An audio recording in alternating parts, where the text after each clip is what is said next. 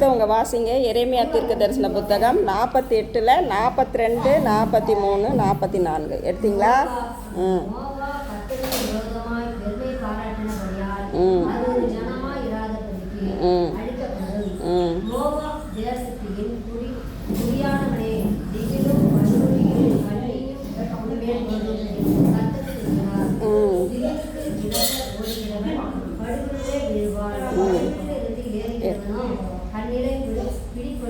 கண்ணியிலே பிடிபடுவான்.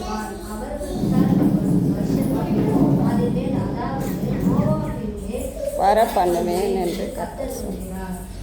44 சொல்லப்பட்டிருக்கு, அவர்கள் விசாரிக்கப்படும் வருஷத்தை அதன் மேல் என்ன பண்ணுவேன்? மோவாப்பின் மேல் வர பண்ணுவேன்.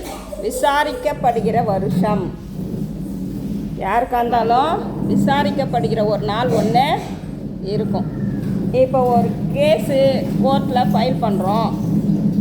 அப்போ அதுக்கு ஒரு விசாரணை நாள்னு ஒரு நாள் என்ன பண்ணுவாங்க? வச்சுருப்பாங்களா, வச்சுருக்க மாட்டாங்களா? அதுபோல தான் நாம் எந்த தவறு செஞ்சாலும் அதுக்குன்னு ஒரு விசாரிக்கப்படுற ஒரு நாள் என்ன பண்ணும்? கண்டிப்பாக வரும். ஏன் இந்த நேரத்தில் நமக்கு இவ்வளோ துக்கம், இவ்வளோ கஷ்டம், இவ்வளோ மனவேதனை தெரியலையே அப்படின்னு சொல்லி நம்ம குழம்புவோம். அது எதுக்காகனா, நாம் செஞ்ச தவறை தண்டிக்கிற ஒரு நாள், விசாரிக்கிற ஒரு நாள் ஆண்டவர் வச்சுருப்பார். அந்த சூழ்நிலையில் தான் நமக்கு பிரச்சனை, போராட்டம், பாடெல்லாம் நமக்கு என்ன பண்ணோம்? வரும். தேவன் நம்மளை சோதிக்கிற தேவனா? நம்மளை சோதிப்பாரா? தீமையின்படி நம்மளை சோதிப்பாரா? கண்டிப்பாக கிடையாது. ஆனால் நாம் செய்த தவறுகள் விசாரிக்கப்படுற ஒரு நாள் வரும். அந்த நாள் தான் என்னது? நமக்கு பிரச்சனை, போராட்டம், கஷ்டம், வேதனை, துன்பம் அப்படின்ற ஒரு காரியம் நம்ம வாழ்க்கையில் நடக்கும். நிறுத்துமாம்மா. அப்போ மோவாப் கர்த்தருக்கு விரோதமாய் பெருமை பாராட்டினபடியால், கர்த்தருக்கு விரோதமாக பெருமை பாராட்டுறோம். மோவாப் என்ன பண்ணுறாங்க? கர்த்தருக்கு விரோதமாக பெருமை பாராட்டுறாங்க. கர்த்தருக்கு விரோதமாக மேட்டிமையாக இருக்கிறாங்க. அப்போ பெருமை பாராட்டுறாங்கன்னா, அவங்க கர்த்தருக்கு விரோதமாக பெருமை பாராட்டுறாங்கன்னா எதை வச்சு அவங்க பெருமை பாராட்டிருப்பாங்க? அவங்க வணங்குற விக்கிரகத்தை என்ன பண்ணியிருப்பாங்க? பெருமையாக பாராட்டியிருப்பாங்க. விரோதமாக பாராட்டுதல் என்னது? கர்த்தருக்கு பிரியமில்லாத காரியம் விக்கிரக ஆராதனை. அதை வைத்து அவங்க பலியிட்டு என்ன பண்ணுறாங்க? பெருமை பாராட்டியிருக்கிறாங்க. அதனால் என்ன பண்ணுறாரு ஆண்டவர்? கர்த்தருக்கு விரோதமாய் பெருமை பாராட்டினபடியால் அது ஒரு ஜனமாய் இராதபடிக்கு அழிக்கப்படும். அந்த தேசத்தில் ஜனங்கள் என்ன பண்ணுவாங்க? அழிக்கப்பட்டு போவாங்க. கர்த்தருக்கு விரோதமாக நம்ம என்ன பண்ணக்கூடாது? பெருமை பாராட்டக்கூடாது. அப்படித்தான் என்ன பண்ணான் லூசிபர்? தேவனோடு கூட பரலோகத்தில் இருந்து தேவனை ஆராதித்து கொண்டிருந்தவன் தன்னை மேட்டுமையாக பெருமையாக நினச்சான். என்னான்னு? எல்லாமே தேவனுக்கு தெரிஞ்ச எல்லாமே எனக்கும் தெரியும், தேவனை விட ஒரு படி மேலே போவேன் அப்படின்னு சொல்லி அவன் பெருமையாக மனசுக்குள்ளே தான் நினச்சான், மேட்டுமையாக நினச்சான். அப்போ தேவன் என்ன பண்ணிட்டார்? அவனை கீழே தள்ளிட்டார். அதுபோல தான் இந்த மோவாப் தேசத்தில் மேட்டுமையாக பெருமையாக இருக்கிறாங்க. தேவனுக்கு விரோதமாக என்ன பண்ணுறாங்க? பெருமையாக இருக்கிறாங்க. அதனால் தேவன் என்ன பண்ணுறாரு? அந்த தேசத்தில் ஜனங்கள் இராதபடிக்கு என்ன பண்ணுறாரு? அழிக்கப்படும். அடுத்தது, மோவாப் தேசத்தின் குடியானவனே, திகிலும் படுகுழியும் கண்ணியும் உன்மேல் வரும் என்று கர்த்தர் சொல்கிறார். திகில்னா என்னதுங்க? பயம். பயந்து நடுங்கிற ஒரு காரியம் நம்ம வாழ்க்கையில் நடக்கும். நடக்குமா நடக்காதா?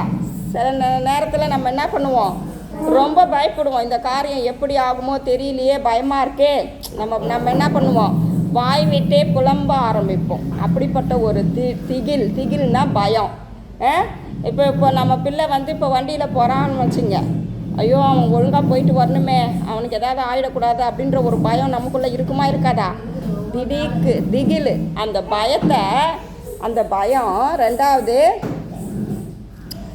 திகிலும் படுகுழியும். படுகுழினா என்னங்க? ரொம்ப ஆழம், நல்ல படுகுழி. அந்த குழியில் நம்ம விழுந்து போனோம்னா எந்திரிக்க முடியுமா? படுகுழினா இந்த இடத்துல எதை சொல்லுது? பாவத்தை சொல்லுது. பாவம் எதை சொல்லுது? பாவம் செய்கிறான். அவன் என்ன பண்ணுறான்? படுகுழியை விட மோசமான ஒரு பாவத்தை செய்கிறதால அந்த படுகுழியும் அந்த பாவத்தில் வீழ்ந்து போயிட்டா அவனால் என்ன பண்ண முடியாது? ஏந்திரிக்க முடியாது. சாதாரண ஒரு குழியிலே நம்ம வீழ்ந்து போட்டால், ஒரு தண்ணீர் இல்லாத குழியில் வீழ்ந்து போயிட்டால் நம்மளால் எழுந்திருக்க முடியுமா? யாராவது துணை கொண்டு தான் நம்மளால் என்ன பண்ண முடியும்? எழுந்திருக்க முடியும். அந்த தண்ணீர் இல்லாத குழியில் தண்ணி இல்லை, எப்படி நம்ம வாழ முடியும்? தண்ணி இருந்தால் தான் என்ன பண்ண முடியும்? குடித்து உயிர் வாழ முடியும். அதுவும் இல்லைன்னா அந்த குழியிலேருந்து நம்ம எழுந்துக்கிறது என்னது கஷ்டம். யாரோடைய உதவியாக இருந்தால் தான் நம்மளால் என்ன பண்ண முடியும்? அதுலேருந்து எழுந்திருக்க முடியும். அடுத்தது கண்ணினா என்னங்க?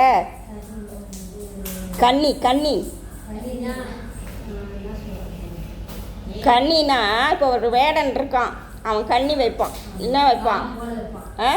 கண்ணி வைப்பான். கண்ணினா என்னன்னா, இப்போ ஒரு பறவையோ ஒரு யாரையோ பிடிக்கணுன்னா அதுக்கு ஒரு ஆகாரத்தை போட்டு வலையை போட்டு வச்சுருவான். அந்த ஆகாரத்தை அது சாப்பிடும்பொழுது அந்த வலையில் போய் என்ன பண்ணும்? அது மாட்டிக்கும். அதுதான் கண்ணி வைக்கிறது. என்ன வைக்கிறது? கண்ணி வைக்கிறது. அப்போ நமக்கே தெரியாது, நம்ம வாழ்க்கையில் நம்மளா ஒரு சில பிரச்சனைகளில் போய் நம்ம மாட்டிக்குவோம். நமக்கே தெரியாமல் அது நடக்கும். அதுதான் கண்ணி. அப்போ அந்த கண்ணியில் போய் மாட்டிக்குவானா? யார் அது மாதிரிலாம் ஆகவா? மோவாப் தேசத்தின் குடியானவன். திகிலே, படுகுழி, கண்ணி எல்லாமே உன்மேல் வரும் என்று கர்த்தர் சொல்கிறார். எதுக்காக இதெல்லாம் வருது? எந்த பாவம் செய்கிறாங்க? தேவனுக்கு விரோதமான பாவம். தேவனுக்கு விரோதமான பாவம். அவரே சொல்கிறார், மோவாப் கர்த்தருக்கு விரோதமாய் பெருமை பாராட்டினபடியால். கர்த்தருக்கு விரோதமாக என்ன பண்ணப்பட்டிருக்கு? பெருமை பாராட்டியிருக்காங்க. அதனால் ஒரே ஜனமாய் இராதபடிக்கு அழிக்கப்படும். அது ஒரு ஜனமாய் இராதபடிக்கு என்ன பண்ணுறோம்? அழிக்கப்பட்டு போயிடும் அப்படின்னு சொல்லிட்டு சொல்கிறார். அப்போ அந்த பெருமை பாராட்டுறதால அவங்க என்ன பண்ணுவாங்க? எதெல்லாம் அவங்க வாழ்க்கையில் வரும்? திகில் வரும், படுகுழி வரும், கண்ணி வரும். இதிலெல்லாம் அவங்க என்ன பண்ணுவாங்க? மாட்டிக்குவாங்க. திகிலுக்கு விலகி ஓடுறான். ஐயோ திகில் வந்துடுச்சு, பயம் வந்துடுச்சுன்னா அதுக்கு விலகி ஓடலான்னு ஓடினா அவன் எங்கே போய் மாட்டிக்குவான்? படுகுழியில் போய் விழுந்துருவான். அவனுக்கே தெரியாமல் என்ன பண்ணுறான்? படுகுழியில் போய் விழுந்துருவான். பயம் வந்துடுச்சு. ரெண்டாவது பாவத்தில் போய் அவன் என்ன பண்ணுறான்? விழுந்து போயிடுவான். அடுத்தது படுகுழியிலிருந்து எப்படியோ கஷ்டப்பட்டு ஏறி எங்கே போகிறான்? கண்ணியில் போய் பிடிபட்டுருவான். 3 காரியமும் அவன் வாழ்க்கையில் என்ன பண்ணும்? நடக்கும். அவர்கள் விசாரிக்கப்படும் வருஷத்தை அதன் மேல் அதாவது மோவாப்பின் மேல் வர பண்ணுவேன். அப்போ தேவன் விசாரிக்கிறாருன்னா அந்த விசாரிக்கிற நாளில் இப்படிப்பட்ட கஷ்டம் நடக்கும். திகில் நடக்கும், படுகுழி உண்டாகும். மூணாவது என்ன சொன்னேன்? கண்ணி உண்டாகும். இப்படியெல்லாம் வாழ்க்கையில் என்ன பண்ணோம்?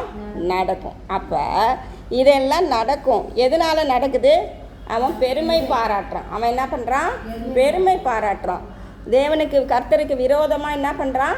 பெருமை பாராட்டுறான். பெருமை பாராட்டுறதால இப்படிப்பட்ட காரியங்கள்லாம் அவனுக்கு என்ன பண்ணுது?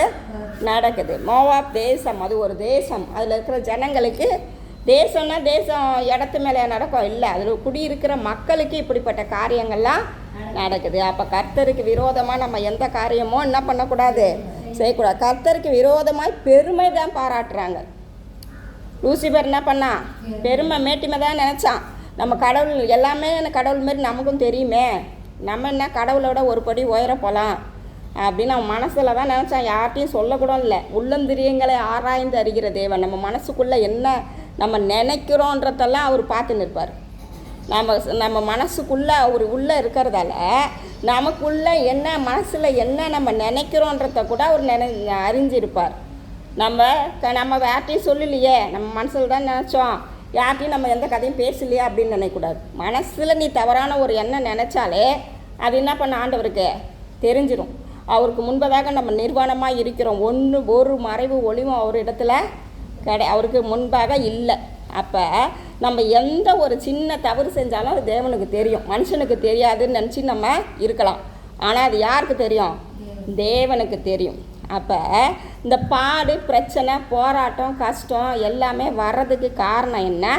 நாம் பெருமையாக இருக்கிறோம். சில காரியத்தில் தேவனுக்கு பிரியமில்லாத நடக்கிறோம். தேவனுக்கு என்ன பண்ணுறோம்? நம்ம என்ன செய்கிறோம்? பெருமை பாராட்டுறோம். எப்படி? கர்த்தருக்கு விரோதமாக பெருமை பாராட்டுறோம். அது அப்படிப்பட்ட காரியங்களில் தேவன் என்ன பண்ணுவார்? நம்ம மேலே விசாரிக்கிறதுக்கு ஒரு நாளை வச்சுருப்பார். அந்த நாளில் வச்சுருக்கிறதால தான் இந்த பூமியில் நம்ம மரித்து போனால் நம்ம விசாரிக்கிறோம், நியாய தீர்ப்பு வழங்குறாங்க, அது வேறு. இப்போ பூமியில் இருக்கும்போதே விசாரிக்கிறார் நம்மளை. விசாரிப்புனா என்ன? நமக்கு வர பிரச்சனை போராட்டம் தான் விசாரிப்பு. நம்மளை தேவன் விசாரிக்கிறான்னா என்ன அர்த்தம்? நமக்கு கஷ்டம், நமக்கு வேதனை, நமக்கு துன்பம், நமக்கு பாடு, நமக்கு போராட்டம் இதெல்லாம் வருது. என்ன காரணம்? அது அவர் தேவன் விசாரிக்கிறதுனால. அப்போ தேவனுடைய பிள்ளையா ஒரே நேரான கோட்டில் நம்ம போகும்போது நமக்கு எந்த பிரச்சனையும் போராட்டமும் நம்மளை வர்றதில்லை. ஆவிக்குரியவன் என்ன பண்ணுவான்? ஆவிக்குரிய ரீதியில் வளரும்போது மாம்சம் என்ன பண்ணும்? இறங்கிடும். நம்ம ஆவியில் இல்லாமல் இருந்தால் மாம்சம் எழும்பிடும். இதனால தான் பிரச்சனைகள் போராட்டமும் நமக்கு என்ன பண்ணுது? வருது. தேவனுடைய சித்தத்தின்படி தேவனுக்குள்ளே நம்ம இருந்தால் எதுவும் நம்மள என்ன பண்ணாது? டிஸ்டர்ப் பண்ணாது. நமக்கு பிரச்சனை போராட்டம் வருதுன்னா அப்போ நம்ம என்ன பண்ணுறோம்? ஆவியில் சரியான ஆவியில் நம்ம இல்லை. நம்மளை நாம் பெருமை பாராட்டிருக்கிறோம். தேவனுக்கு பிரியமில்லாத காரியத்தை செய்கிறோம். தேவனுக்கு எதிராக பெருமை பாராட்டுறோம். அதனால் விசாரிக்கிற நாள் ஒன்று வருது. அந்த நாளில் தான் இந்த பிரச்சனை போராட்டம்லாம் நமக்கு வருதுன்றதை நம்ம என்ன பண்ணணும்? புரிந்து கொள்ளணும். அப்போ தேவன் விசாரிக்கிற ஒரு நாள் நமக்குன்னு வைத்திருக்கிறார். அந்த நாளில் தேவன் நம்மளை விசாரிப்பார். அவர் கண்டிப்பாக என்ன பண்ணுவார்? விசாரிப்பார். தேவனுக்கு தெரியல இந்த காரியம், மனுஷனுக்கு தெரியல, தெரியாமல் இருக்கலாம், மனுஷன் பார்க்காம இருக்கலாம். நம்ம பேசுகிறது, நம்ம மனசில் நினைக்கிறது, நம்ம நடந்து கொள்வது எல்லாவற்றையும் முற்று நோக்குகிற ஒரு தேவன் நமக்கு இருக்கிறார். அவருடைய கண்கள் எப்பயுமே தூங்காது. அவர் நம்மை நோக்கி கொண்டு தான் இருக்கும். அதனால தான் அவருக்கு விரோதமாக எரிச்சலான காரியம் என்னென்னா பெருமை பாராட்டுறது. அவருக்கு விரோதமாக பெருமை பாராட்டினா விரோதமாக எதுக்கு பெருமை பாராட்டியிருப்பாங்க? அவர் பிரியமில்லாத விக்கிரகத்தை பெருமை பாராட்டியிருப்பாங்க. அதனால தான் அவர் என்ன பண்ணுறாரு? அந்த தேசத்தில் அந்த ஜனங்களுக்கு திகில், இன்னொன்று என்னது? படுகுழி, மூணாவது கண்ணி வச்சிருக்கிறார். அதுலேருந்து திகிலேருந்து தப்பிச்சு ஓடி போகலான்னு பார்த்தா படுகுழியில் விழுந்துடுறான். படுகுழியிலேருந்து எப்படியோ தப்பிச்சு ஏறி வரான்னு பார்த்தா கண்ணியில் மாட்டிக்கிறான். ஏதாவது ஒரு காரியம் வந்து என்ன பண்ணுது? பிரச்சனையை கொடுக்குது. அப்போ அந்த பிரச்சனையெல்லாம் நம்ம வரக்கூடாதுன்னா தேவனிடத்தில் நம்ம என்ன பண்ணணும்? நம்மளை ஒப்பு கொடுக்கணும். ஆண்டவரே, என் வாழ்க்கையில் என்னன்னு தெரியல, இப்படிப்பட்ட பிரச்சனை நடக்குதுப்பா, எனக்கு தெரிஞ்சோ தெரியாமலோ நான் செஞ்ச குற்றத்தை என்ன பண்ணுங்க?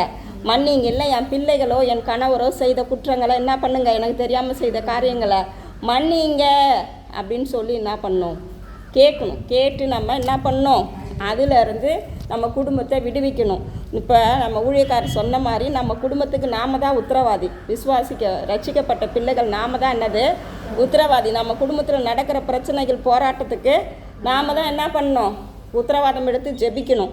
நம்ம குடும்பத்தை, நம்ம பிள்ளைகளை, நம்ம கணவரை எதுவும் வந்து தாக்காமல் எந்த பிரச்சனையும் நமக்கு வராமல் இருக்கணும்னா நாம் தான் உத்தரவாதம் இருந்து ஜெபம் பண்ணணும். இவங்களால் எனக்கு பிரச்சனை வருது, என் பிள்ளையால் வருது, என் கணவரால் வருது, என் மனைவியால் வருது, என் பிள்ளைகளால் வருது. ஏன் வருது? நம்ம சரியாக இல்லை. ஏன் வருதுன்னா நம்ம சரியாக இல்லை, நம்ம ஆவிக்குள்ளே இல்லை, நம்ம ஆவியில் என்ன பண்ணல? பலனாக இல்லை. அதனால தான் நமக்கு பிரச்சனை போராட்டமும் நமக்கு என்ன பண்ணுது? வருது. அப்போ நம்ம ஆவியில் பலனாக நம்ம இருக்கும்போது நம்மளை மாம்சம் எதுவும் கீழ்ப்படுத்த முடியாது. நம்ம சரியாக கரெக்டாக பர்ஃபெக்டாக இருந்தோம்னா நமக்குரிய காரியங்கள், நம்ம குடும்பங்கள், நம்ம ஊழியங்கள் எல்லாமே நேர்த்தியாக என்ன பண்ணோம்? நடக்கும். நாம் சரியாக இல்லைன்னா, நாம் பிசாசுக்கு இடம் கொடுத்துட்டோம்னா, நாம் உலகம் பக்கம் திரும்பிட்டோம்னா நமக்கு பிரச்சனையும் போராட்டங்களும் என்ன பண்ணோம்? வரும். அப்படியே நம்ம உலக பக்கம் திரும்பினாலும் அவர் பக்கம் சக்குன்னு என்ன பண்ணிடணும்? நம்ம செய்கிறது தவறுன்னு தேவன்கிட்ட மன்னிப்பு கேட்டு என்ன பண்ணோம்? அவர் பக்கமாக நம்ம திரும்பிடணும். திரும்பிட்டா அவர் நம்மளை என்ன பண்ணுவார்? மீண்டுமாய் நம்மளை தூக்கி எடுப்பார், ஆசீர்வதிப்பார். நமக்கு பிரச்சனைகள் போராட்டங்கள் எதுவும் நடக்காதபடிக்கு நம்ம வாழ்க்கையில் மீட்டு எடுப்பார் நம்மளை. புரியுதுங்களா? அப்போ மோவாப் தேசம் என்ன பண்ணுச்சு? தேவனுக்கு விரோதமாக பெருமை பாராட்டுச்சு. அதனால தேவன் என்ன பண்ணார்? அந்த தேசத்தில் இருக்கிற எல்லாரையும் அழிக்கிறதுக்கு முடிவு பண்ணிட்டாரு. அந்த தேசத்தில் என்னத்தை அனுப்புனார்? திகில், படுகுழியில் விழுந்து போகிறது, கண்ணி, மூன்றுமே அவர் என்ன பண்ணுறாரு? வைக்கிறாரு. திகிலுக்கு தூரமாக ஓடி போனால் படுகுழியில் போய் விழுந்துறான். படுகுழியிலேருந்து நம்ம மீட்டு ஏஞ்சி போயிடலான்னு பார்த்தா கண்ணியில் போய் மாட்டிக்கிறான். அப்போ இந்த பிரச்சனைலாம் யாரால் வருது? என்னால் வருது. யாரால் வருது? என்னால் வருது. ரட்சிக்கப்பட்ட என்னால் வருது. அப்போ நம்ம குடும்பத்துக்கு உத்தரவாதி, நம்ம சபைக்கு நாம் தான் உத்தரவாதி, நம்ம ஊருக்கு நாம் தான் உத்தரவாதி, எல்லாத்துக்குமே நாம் தான் என்னது? உத்தரவாதி. நம்ம சத்தியத்தை அறிந்தும் சில வேலைகளில் என்ன பண்ணுறோம்? தேவனுக்கு பிரியமில்லாத காரியத்தை செய்யறதால் தான் தேவன் நம்மளை என்ன பண்ணுறாரு, பிரச்சனை போராட்டம் விசாரிக்கப்படுற ஒரு நாளை வச்சு பிரச்சனை போராட்டம் எல்லாத்தையும் நமக்கு கொடுக்குறாரு. அதிலிருந்து நம்ம விடுதலை ஆகணும்னா, அதிலிருந்து நம்ம விடுதலை பெறத்துக்கு தேவன் தான் நமக்கு உதவி செய்யணும்.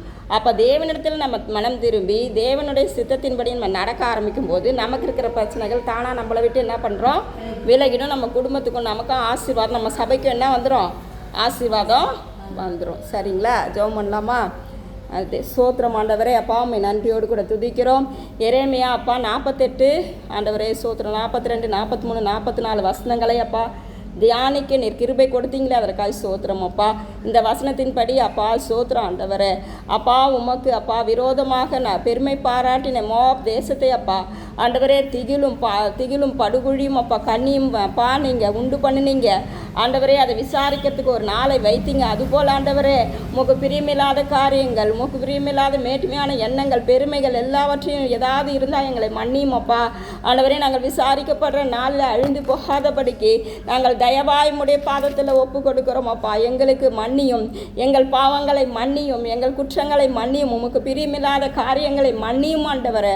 அப்பா நாங்கள் உமக்கு பிரியமில்ல காரியங்களாய் மாத்திரமே செய்ய தேவ ஆவியானவர் எங்களுக்கு உதவி செய்யுங்க, பொறுப்படுத்து கொள்ளுங்க, ஆசீர்வதிங்க. அப்படி செய்ய போகிற கிருபைக்காய் நன்றி அப்பா. எல்லா துதி கன மகிமை அப்பா உமக்கே செலுத்துகிறோம். மீட்பர் இயேசுவின் ஜெபம் கேள் நல்ல பிதாவே, ஆமென்.